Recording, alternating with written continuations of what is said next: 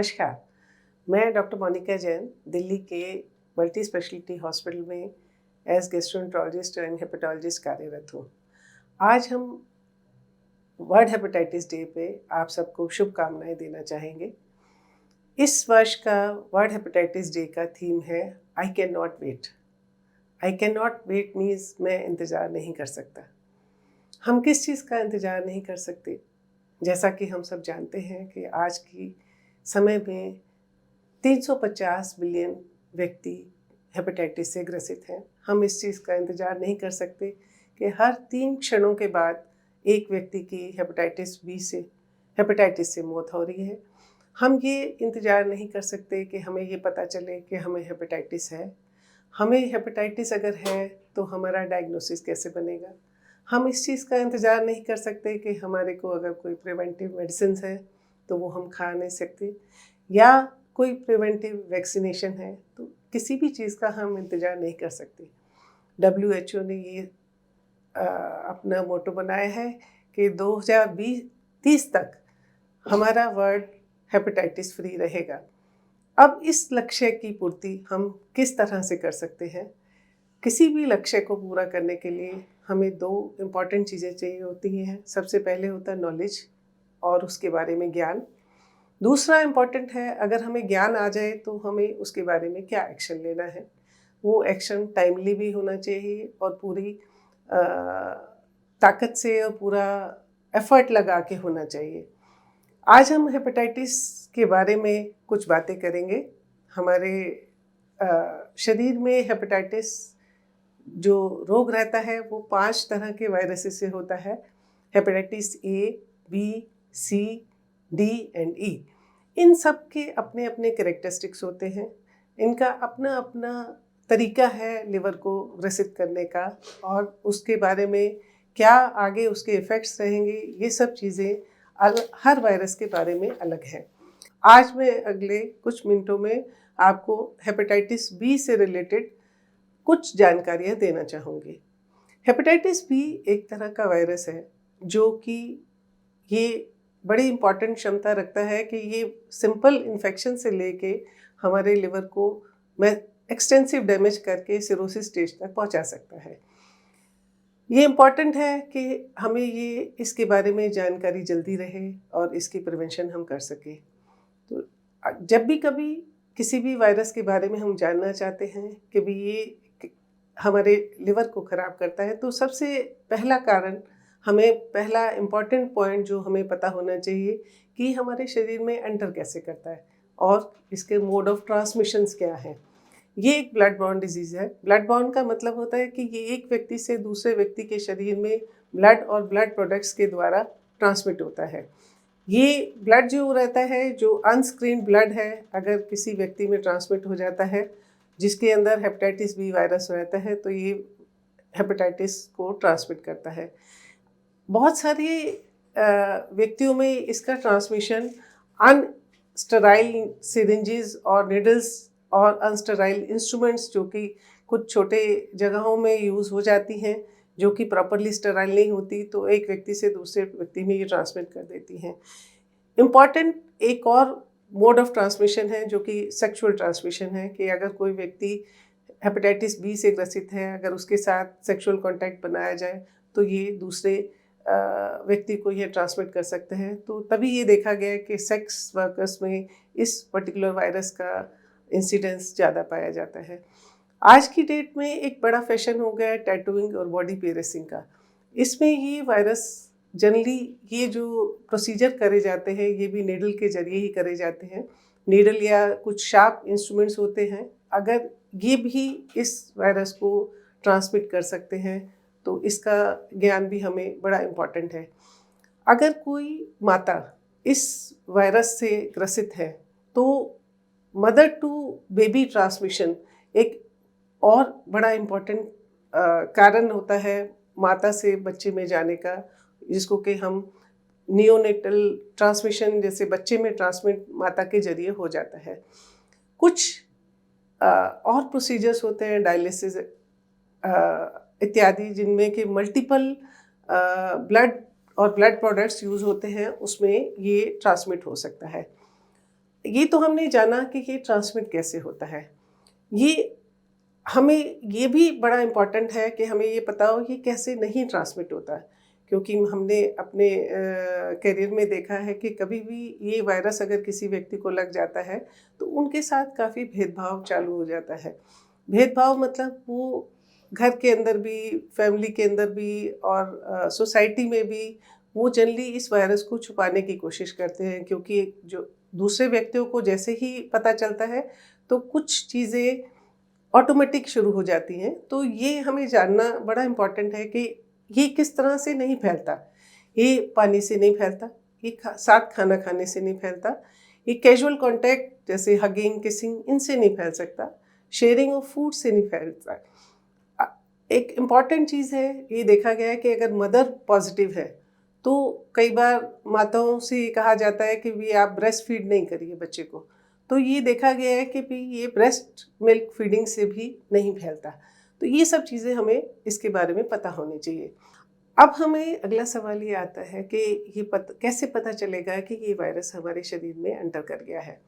शुरुआती स्टेज में इसके सिम्टम्स बहुत ही नॉन स्पेसिफिक रहते हैं। पेशेंट को जनरली हल्का सा बुखार आ गया, नोज़िया हो गई, उल्टी हो गई, कभी कभी माइल्ड सा जॉन्डिस हो गया, जो कि अननोटिस निकल जाता है। 90% केसेस में हमारी बॉडी की इम्यूनिटी पावर ही इस वायरस को निकाल देती है, पर 10% लोगों में ये वायरस हमारे शरीर से नहीं निकल पाता और धीरे धीरे करके जब ये वायरस एक्टिव होता है हमारे ब्लड से ये लिवर में चला जाता है। लिवर में जाके ये धीरे धीरे सूजन करके उसमें फाइब्रोसिस करके अल्टीमेटली हमारे शरीर में जो लिवर है उसको सिरोटिक स्टेज तक, सिरोटिक मतलब होता है बिल्कुल स्टिफ और हार्ड लिवर, जो कि काम करने की क्षमता लूज कर जाता है, उस स्टेज तक ले आता है।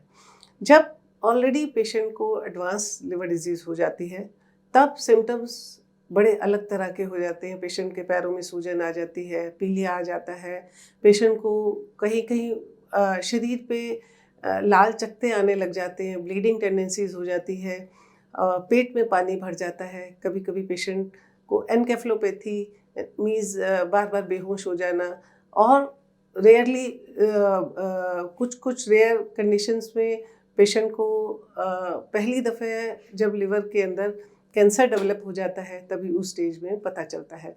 तो उस स्टेज में जनरली इलाज जो कि रहता है वो फुल क्योर तो नहीं रहता है, टेम्परेरी उसका इलाज करा जाता है।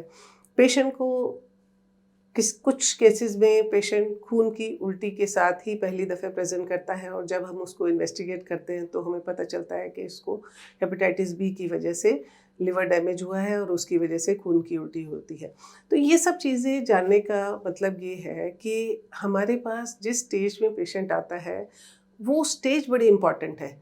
तो क्रक्स इस बात का ये है कि हमें अर्ली डायग्नोसिस करें हम और उसका ट्रीटमेंट, ताकि हम क्योर स्टेज तक, सॉर्ट ऑफ क्योर स्टेज तक हम पहुंचा सकें, क्योंकि जितनी जल्दी हम उस वायरस का पता लगा लेंगे तो उसके बारे में हम आगे एक्शन ले सकते हैं। अगला सवाल ये रहता है कि भी इस वायरस की ट्रीटमेंट कैसे संभव है। ये वायरस बड़ा इम्पॉर्टेंट है कि आज से कुछ सालों पहले तक इस वायरस को काला पीलिया के नाम से जाना जाता था। काला पीलिया का मतलब ये नहीं है कि पेशेंट कोई काला हो जाता है या कोई कुछ चीज़ काली हो जाती है। काले का मतलब ये रहता था कि ये एक सीरियस प्रॉब्लम है, क्योंकि इसकी कॉम्प्लिकेशंस ज़्यादा हैं, इसका ट्रीटमेंट डिफ़िकल्ट था, तो इसलिए इसको काला पीलिया कहा जाता था। पर फॉर्चुनेटली पिछले 10-15 साल में बहुत अच्छी अच्छी कारगर दवाइयाँ हमारे पास उपलब्ध हैं, जो कि इसको ऑलमोस्ट यू कैन से कि हम वायरस को इतना सप्रेस करके रख देते हैं कि वायरस जो है बिल्कुल दबा रहता है और डिज़ीज़ की प्रोग्रेशन ऑलमोस्ट ख़त्म हो जाती है और पेशेंट काफ़ी हद तक एक नॉर्मल लाइफ स्पैन निकाल देते हैं।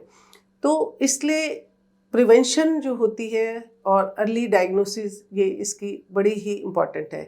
तो हम इसको डायग्नोस कैसे करते हैं? इसकी डायग्नोसिस बहुत ही सिंपल है। एक ब्लड टेस्ट करा जाता है जिसमें हेपेटाइटिस बी और HBsAg नाम का एक टेस्ट होता है, जो कि ये बता देता है कि वायरस इस व्यक्ति के शरीर में है। जैसे ही ये वायरस बॉडी में आता है, जैसे अगर हम पकड़ते हैं तो 3 सवाल हमारे जहन में आते हैं। सबसे पहले तो ये वायरस हमारे शरीर में कब आया, that means age of virus. Second, इस वायरस ने अभी तक कोई डैमेज तो नहीं किया, दैट मीन्स डिजीज एक्टिविटी, जिसको कि हम बड़ा सिंपल टेस्ट होते हैं, अल्ट्रासाउंड है, एंडोस्कोपी है, फाइब्रोस्कैन है, इनके आधार पे हम बता सकते हैं। तीसरा इम्पॉर्टेंट होता है कि ये अभी एक्टिव है कि नहीं, क्योंकि अगर ये एक्टिव है तो हमारे पास जो इतनी बढ़िया कारगर दवाइयाँ हैं जो कि उसकी एक्टिविटी को ऑलमोस्ट निल कर देती हैं, ताकि उस डिज़ीज़ को हम प्रोग्रेस करने से बचा सकें। और वैसे जैसे मैंने आपको बताया था कि जिन जिन तरीक़ों से ये वायरस फैलता है, उन तरीक़ों में हम अगर प्रिवेंटिव एफर्ट डालें, कि जैसे अगर किसी को हम कहें कि भी ब्लड लगना है तो ब्लड किसी प्रॉपर रिकग्नाइज ब्लड बैंक से आए, जो कि प्रॉपरली टेस्टेड हो हेपेटाइटिस बी, सी और HIV के लिए। अगर किसी को ये बुरी आदत है कि IV ड्रग अब्यूज़ है, कोशिश करें कि हमारे इस आदत से ही हम दूर हो जाए। जहाँ कहीं भी इंजेक्टेबल कोई भी दवा मिलनी है या कहीं इंस्ट्रूमेंटेशन है, तो उस केस में हम इंश्योर करें, जैसे अगर हमें दांत ही निकलवाना है तो उसमें क्या औजार यूज़ हो रहे हैं, क्या नीडल यूज़ हो रही है, वो सब चीज़ें हम पहले से ही देख के रखें कि भाई ये चीज़ रीयूज़ ना हो। अगर रीयूज़ होनी भी है तो प्रॉपरली स्टराइल होके ये चीज़ यूज़ हो। बॉडी टैटूइंग और बॉडी पियर्सिंग का मैंने बताया, हमारे देश में अभी तक कोई एक्ट नहीं बना है जिसमें कि इसके ऊपर कोई कार्रवाई करी जाए। तो हमें खुद ही देखना है कि वो जो नीडल और जो इंस्ट्रूमेंट उसके लिए यूज़ हो रहे हैं वो प्रॉपर हो, नए हो या स्टराइल वे में उसको काम करा जाए। सेक्सुअल प्रैक्टिसेस को जहाँ तक लिमिट करा जाए वो पॉसिबल है। और सबसे इम्पॉर्टेंट चीज़ एक हेपेटाइटिस बी में है, फॉर्चुनेटली हमारे पास बहुत ही अच्छी वैक्सीन अवेलेबल है। वैक्सीन का मतलब होता है कि अगर हम इसके लिए जो बचाव के लिए जो टीके अगर हम ले लेते हैं, तो आज ये तो देखा गया है कि 2001 के बाद जितने भी बच्चे हमारे देश में बॉर्न हुए हैं, उनको तो ये ऑलरेडी यूनिवर्सल वैक्सीनेशन प्रोग्राम में आ चुका है। पर जो उससे पहले बॉर्न हुए हैं, उन लोगों को अपना प्रॉपर वैक्सीनेशन कराना चाहिए। 3 डोज ये दी जाती हैं, एक महीने के और एक 6 महीने के इंटरवल पे, तो उसमें ऑलमोस्ट 99% इफ़ेक्टिविटी है। तो जब इतनी कारगर वैक्सीन अवेलेबल है तो हमें उससे बच के ही रहना है, क्योंकि हमें पता है कि कितनी घातक बीमारी है जिसका प्रिवेंशन बड़ी ही सिंपल और यू कैन से बिल्कुल कॉस्ट इफ़ेक्टिव वैक्सीन जो कि है वो कारगर भी है, तो उसको हमें लेना चाहिए।